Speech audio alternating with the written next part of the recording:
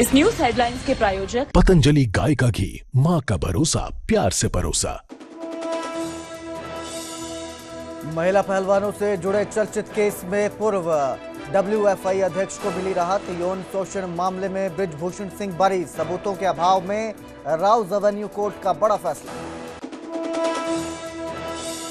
चंडीगढ़ में आज मुख्यमंत्री सैनी की मैराथन बैठकें, अहम प्रशासनिक मुद्दों पर होगा मंथन। पंचकुला में बीजेपी प्रदेश अध्यक्ष डॉक्टर अर्चना गुप्ता लेंगी बैठकें, संगठनात्मक मुद्दों पर होगी चर्चा।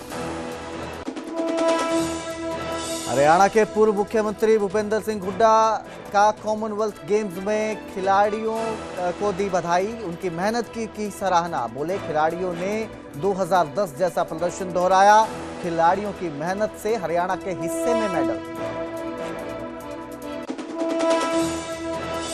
पंचकुला में साइबर ठगी का बड़ा भंडाफोड़, शेयर निवेश के नाम पर 1 करोड़ 75 लाख की ठगी का खेल बेनकाब। गुजरात से 2 आरोपी गिरफ्तार, अब तक 19 बदमाश चढ़े पुलिस के हत्थे। भिवानी में पति ने किया पत्नी का कत्ल, गला घोंटकर करंट लगाने का आरोप। वारदात के बाद आरोपी पति फरार।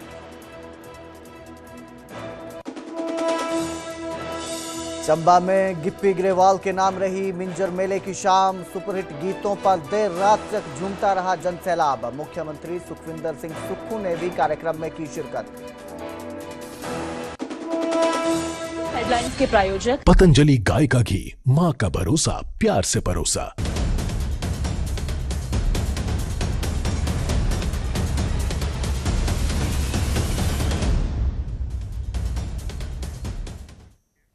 नमस्कार, स्वागत है न्यूज 18 पंजाब हरियाणा हिमाचल में। मैं कुलदीप भारद्वाज आपके साथ और हाजिर हूं हरियाणा हिमाचल प्राइम बुलेटिन लेकर। बुलेटिन की शुरुआत करेंगे एक बड़ी खबर के साथ। यौन शोषण मामले में बृजभूषण सिंह को बरी कर दिया गया है। दिल्ली की राउज एवेन्यू कोर्ट ने यह फैसला लिया है और इस फैसले के तहत उन्हें बरी किया गया है। World wrestling federation of India WFI के पूर्व अध्यक्ष और पूर्व सांसद बृजभूषण सिंह को सबूतों की कमी के चलते बरी किया गया है। कोर्ट ने यह फैसला लिया है। महिला पहलवानों ने आरोप लगाए थे, यौन शोषण के गंभीर इल्जाम थे और महिला पहलवानों से जुड़े यौन शोषण के मामले में अब यह फैसला आया है। भारतीय कुश्ती महासंघ यानी कि WFI के पूर्व अध्यक्ष और पूर्व सांसद बृजभूषण शरण सिंह जो है उन्हें बरी किया गया है। मामला 2023 से सुप्रीम कोर्ट में दाखिल था। उसके बाद पुलिस ने बीजेपी के पूर्व सांसद बृजभूषण के खिलाफ FIR दर्ज की थी। 6 खिलाड़ियों ने शिकायत दर्ज करवाई थी, जिसमें एक नाबालिग पहलवान भी थी। बाद में अपनी शिकायत उसने वापस ले ली थी और बयान बदल दिया था। आरोप तय करने पर सुनवाई के दौरान बृजभूषण सिंह ने कहा था कि मामला झूठा और प्रेरित है, जिसके बाद 2 जुलाई 2026 को दोनों पक्षों की दलीलें पूरी होने के बाद कोर्ट ने यह फैसला सुरक्षित रख लिया था। मामला जनवरी 2023 में सामने आया था और उसके बाद खूब बवाल भी देखने को मिला था। जो पहलवान हैं उन्होंने प्रदर्शन किया था, सड़कों पर पहलवान नजर आए थे, महिला पहलवान खासकर नजर आए थे। और तब से लेकर अब तक कुल 1133 दिनों में 127 सुनवाइयां इस मामले में हो चुकी हैं। फैसला जो है अब इसमें आया है और इस फैसले के तहत बृजभूषण सिंह को बरी कर दिया गया है। मेरे सहयोगी शंकर आनंद हमारे साथ फोन लाइन पर जुड़े हैं। जी शंकर, करीब 1173 दिन ये मामला चलता है और इस मामले के बाद आखिरकार बृजभूषण सिंह को राहत मिली है राउज एवेन्यू कोर्ट की तरफ से। आप इसको काफी समय से कवर कर रहे थे इस पूरे मामले को, आपको क्या लगता है क्या कमी रह गई अभियोजन पक्ष की तरफ से? देखिए, जिस तरह से आज कोर्ट में जिस वक्त में बृजभूषण शरण सिंह कोर्ट के अंदर जा रहे थे तो वो और उनके वकील को ही सिर्फ अंदर जाने की इजाजत दी गई थी और उस वक्त में ही उनके वकील और बृजभूषण शरण सिंह वो एक तरह से कह सकते हैं कि वो उस वक्त में काफी पॉजिटिव नोट में अंदर जा रहे थे और उनका कहना था कि भगवान महादेव चाहेंगे तो आज उनको आशीर्वाद मिलेगा और उन्होंने आज तक कभी कोई गलती नहीं की है तो उन्हें इस मामले पर रिहाई होगी और अगर वो कुछ गलत किए होंगे तो उनको सजा भी मिलेगी। तो ये कहते हुए वो कोर्ट के अंदर गए थे और जिस तरह से बकायदा वो महज 8 मिनट के अंदर ही वो कोर्ट रूम से बाहर आए और उनके चेहरे पे जो खुशी थी वो खुशी बहुत कहा जा सकता है कि काफी सालों से जो एक परेशानी थी, जो एक मानसिक तौर पर एक पीड़ा थी उनके लिए, उस तमाम उस मसलों का वो जवाब था। ब्रजभूषण शरण सिंह, उनके साथ साथ उनके दो बेटे, जो एक सांसद है एक विधायक है, वो भी जी। कोर्ट के अंदर में थे और सब मिलकर के उस वक्त में जो सबके चेहरे की खुशी है वो देखने को बन रही थी। और देखा जाए कि अगर दिल्ली पुलिस की इन्वेस्टिगेशन की अगर बात करें तो इस मामले में सबसे बड़ा जो एक टर्निंग पॉइंट रहा कि एक नाबालिग लड़के जिसके जो महिला कुश्ती खिलाड़ी थी जी। और जिसके बयान के आधार पर ब्रजभूषण शरण सिंह की मुश्किलें बढ़ी थी, बाद में उसका जो स्टेटमेंट है उसमें ही काफी विरोधाभास देखा गया। उसमें ही कई ऐसी तकनीकी तौर पे जो खामियां हैं वो देखने को मिली, जिसका एक फायदा ब्रजभूषण शरण सिंह को हुआ। और जिस तरह से कोर्ट के द्वारा उनके बाइज्जत बरी किया गया, देखिए बाइज्जत बरी करने वाली बात पे मैं एक वाक्य मैं बताना चाहूंगा। जब कोर्ट रूम से हम लोग बाहर निकल रहे थे तो लिफ्ट में मैंने देखा कि ठीक मेरे पीछे ब्रजभूषण शरण सिंह है। तो उसी वक्त में न्यूज 18 से वो विशेष तौर पे बातचीत भी कर रहे थे, तो मैंने कहा कि इस वक्त की बड़ी खबर है वो उनको बरी किया गया है। तो ब्रजभूषण शरण सिंह पीछे से कहते हैं बरी नहीं, बाइज्जत बरी किया गया है, कृपया इस शब्द का प्रयोग करें। तो ये भी एक दिलचस्प वाक्य था। हालांकि ये कोर्ट के द्वारा एक बहुत बड़ा ऑर्डर है और निश्चित तौर पे थोड़ी देर के बाद लिखित तौर पे भी ऑर्डर आ जाएगा। उसके बाद देखा जाएगा कि उसमें किन किन पॉइंट के आधार पर इनको बड़ी राहत दी गई है। तो ब्रजभूषण शरण सिंह के घर पे भी अभाव पर जो बरी किया है, तब जो अदालत है उसकी तरफ से क्या टिप्पणी की गई थी, क्या टिप्पणी सामने आई है? देखिए, जिस वक्त में फैसला सुनाया जा रहा था उस वक्त में ब्रजभूषण शरण सिंह और उनके वकील के अलावा किसी भी शख्स को अंदर जाने की इजाजत नहीं थी जी। और कोर्ट से बाहर निकलने के वक्त में जब उनके वकील जब बाहर आए तो सबसे पहला शब्द यही था कि बाइज्जत बरी किया गया है, जो भी आरोप था वो आरोप से बरी किया गया है। तो थोड़ी देर के बाद अब लिखित तौर पर ऑर्डर भी आ जाएगा और ऑर्डर में उन तमाम बातों का जिक्र होगा कि किस तरह से उनको बाइज्जत बरी किया गया है और वो क्या क्या मुख्य पॉइंट्स है, किन किन धाराओं में उनको राहत मिली है। तो थोड़ी देर के बाद लिखित तौर पे ऑर्डर आ जाएगा, उसके बाद वो कहना ज्यादा बेहतर होगा। लेकिन जिस तरह से एक तरह से कह सकते हैं कि दिल्ली पुलिस की इन्वेस्टिगेशन की अगर बात करें तो दिल्ली पुलिस के द्वारा इस मामले विस्तार से इन्वेस्टिगेशन किया जा रहा था, लेकिन जो सबसे इम्पोर्टेंट पॉइंट था उस नाबालिग जो महिला कुश्ती खिलाड़ी है उसके स्टेटमेंट में जिस तरह से विरोधाभास देखने को मिला था, उसी का फायदा ब्रजभूषण शरण सिंह को हुआ। जी बिल्कुल, बहुत बहुत शुक्रिया इस तमाम जानकारी के लिए शंकर। तो फिलहाल जो है ब्रजभूषण सिंह, जिन्होंने जैसे मेरे सहयोगी ने भी कहा कि इस बरी नहीं बाइज्जत बरी हुए हैं। अब देखना यह है कि अभियोजन पक्ष इस मामले पर आगे क्या कार्रवाई करता है, क्या वो आगे शिकायत लेकर पहुंचते हैं या यहीं पर यह मामला थमता है।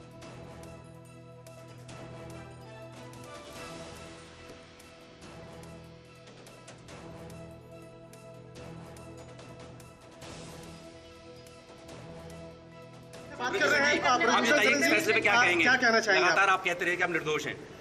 आज कोर्ट ने बाइज्जत मुझे बरी किया।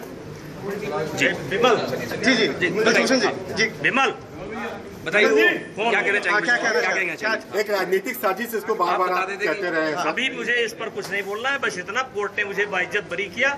मैंने उस दिन कहा था कि मैं स्वतः फांसी पर लटक जाऊंगा, वो नौबत नहीं आई। आज मैं कोर्ट से जा रहा हूँ। उन पर भी कुछ कहेंगे जिन्होंने आप पर ये आरोप लगाया था, उनके लिए भी कुछ कहना चाहेंगे? चलिए, जो हुआ सो सर, जो आपका राजनीतिक सफर रुक गया था अब वो फिर दोबारा शुरू करेंगे। हुआ चलिए, अभी आप खुश हैं? सिंह है जिनको कोर्ट ने बाइज्जत बरी। निश्चित तौर पे देख सकते हैं ब्रजभूषण शरण सिंह और उनके परिवार के कई सदस्य जो हैं यहाँ पे देखा जा सकता है, जो इस वक्त में कोर्ट से बाहर निकल रहे हैं और उनके काफी समर्थक, उनके बेटे जो हैं वो भी यहाँ पर नजर आ रहे हैं और कोर्ट के द्वारा उनको बाइज्जत बरी कर दिया गया है। 18 जनवरी 2023 को आप लोग यहाँ पर मौजूद थे। आपका चेहरा तो मैंने कहा था कि ये एक साजिश है, षड्यंत्र है और अगर मेरे ऊपर कोई आरोप सही पाया जाएगा तो मैं स्वतः फांसी पर लटक जाऊंगा। और आज तक मैं उसी बात पर कायम रहा और आज लगभग 3 साल के बाद कोर्ट ने मुझे और विनोद जी को बाइज्जत बरी किया है। सर, एक लंबा संघर्ष आप लोगों ने झेला, जिस तरीके से आपके ऊपर लगातार आरोप लगाए जा रहे थे, जंतर मंतर में प्रदर्शन भी हो रहे थे, ऐसे में सर वो कितना वक्त, किस तरह का वक्त आपके नेताओं को क्या कहना चाहेंगे? कैमरा कहाँ जाएगा? थोड़ा पीछे हो जाओ भाई। 15-16 साल से की उम्र से ही संघर्ष देख रहा हूँ और मैं हमेशा जो कमजोर थे, जिनका हक मारा जाता था, मैं उनके पक्ष में खड़ा होता था और मुझे अपने आप के ऊपर विश्वास था। मैं सामने वाले को नहीं जानता हूं कि सामने वाले के दिल में क्या है, लेकिन मैं अपने आप को जानता था और मुझे पूरा विश्वास था कि मेरे साथ न्याय होगा और मेरे साथ न्याय हुआ और कभी मैंने अपने आप को अपराधी महसूस ही नहीं किया। और मैंने एक शेर उस दिन पढ़ा था कि इसीलिए तो डगर डगर बदनाम हो गए मेरे आंसू, मैं उनका हो गया कि जिनका कोई पहरेदार नहीं था। बदलो भी आलोचक कैसे करते दर्द पुरस्कृत मेरा, मैंने जो कुछ गाया उसमें करुणा था, श्रृंगार नहीं था। और बुलेटिन में अब जिक्र करेंगे हरियाणा के मुख्यमंत्री नायब सिंह सैनी का, जो आज चंडीगढ़ में रहेंगे और हरियाणा सचिवालय में मैराथन बैठकें होंगी। सुबह 11 बजे से ही मुख्यमंत्री की बैठकें शुरू हो चुकी हैं, जो शाम 5 बजे तक चलेंगी। कई अहम मुद्दों पर आज मंथन किया जाएगा। प्रशासनिक फैसलों पर नजर बनी रहेगी।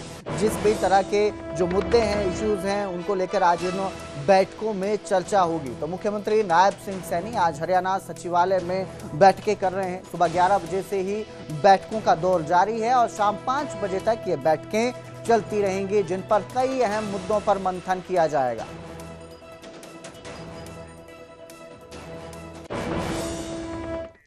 तो वहीं पंचकुला में भाजपा प्रदेश अध्यक्ष आज बैठकें लेंगी। डॉक्टर अर्चना गुप्ता यहां पहुंचेंगी और बैठकें लेंगी, जिसमें 4 जिलों के मंडल अध्यक्ष शामिल होंगे। डॉक्टर सतीश पुनिया भी इस बैठक में मौजूद रहेंगे। वहीं फणींद्र नाथ शर्मा, जो प्रदेश महासचिव हैं बीजेपी के हरियाणा के, वो भी इन बैठकों में शामिल रहेंगे। दोपहर 3 बजे प्रेस कॉन्फ्रेंस की जाएगी। पंचकमल कार्यालय पंचकुला में ये प्रेस कॉन्फ्रेंस होगी। शाम 4 बजे पदाधिकारियों की बैठकें होंगी। इन बैठकों में संगठनात्मक मुद्दों पर मंथन किया जाएगा, संगठन की मजबूती पर और आगे की रणनीति को लेकर इनमें चर्चा होगी।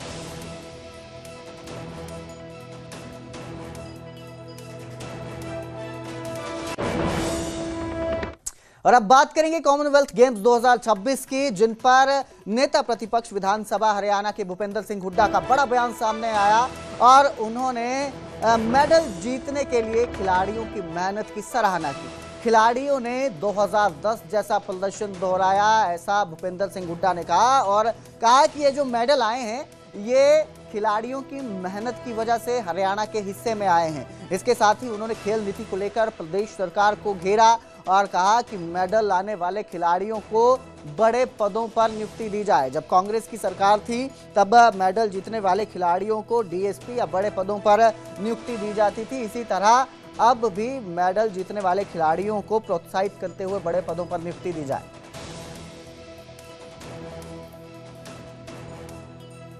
पहली दफा तो किया 2010 में भी किया था। पूरे जितने देश को मेडल मिले थे 2010 में, तो 70% के करीब मेडल तो हरियाणा के खिलाड़ी ने दिए और ये जो है हमारे खिलाड़ियों को श्रेय जाता है। होनहार खिलाड़ी हैं, मेहनत करते हैं और अपने देश का प्रदेश का नाम चमकाते हैं। और ये जब हमने इसी बात से खेल नीति बनाई थी उस समय कि भाई पदक लाओ पद पाओ, लेकिन ये जो मौजूदा सरकार है इसने बहुत सारे लोगों को नौकरी नहीं दी। अब ये फिर से कोई नीति लागू होनी चाहिए और इनको पूरा सम्मान मिलना चाहिए। हरियाणा सरकार को तुरंत इनको किसी को डीएसपी, किसी को कम से कम डीएसपी भर्ती कर देना।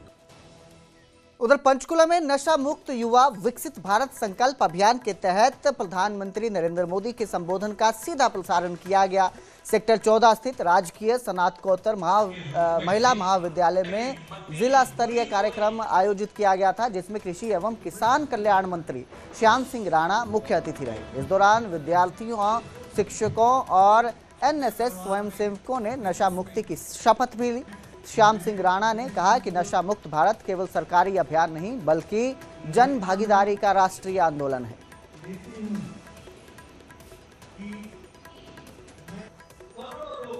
इन्हें 1000 जगह जो लोग संपर्क में आए, नशा मुक्त भारत बनाने के लिए 100 सप्ताह का योजना बनाई। ये प्रयास हमारे देश का 2047 के सफल भारत का, आत्मनिर्भर भारत के लिए बड़ा वरदान साबित होगा, जिसमें हर बच्चा, हर नौजवान।